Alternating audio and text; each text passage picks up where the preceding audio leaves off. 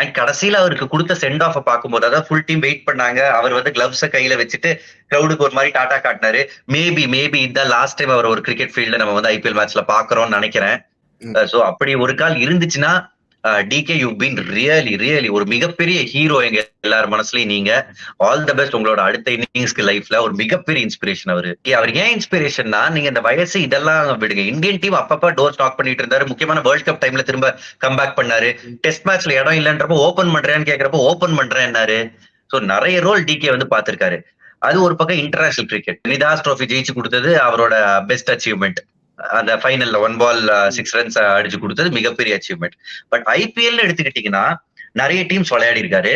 And நிறைய டீம்ஸ்லயும் match winning performance. KKR வந்து ஒரு வருஷம் ஐ திங்க் ஒரு வருஷம் இறுதி போட்டி வரை கூட்டு போனாருன்னு நினைக்கிறேன் டிகே அவரோட தலைமையில, if I'm not wrong. Mumbai இந்தியன்ஸோட ஒரு வருஷம் கோப்பையை ஜெயிச்சாரு. இதெல்லாம் அவரோட அச்சீவ்மெண்ட்ஸ்ல ஒண்ணு.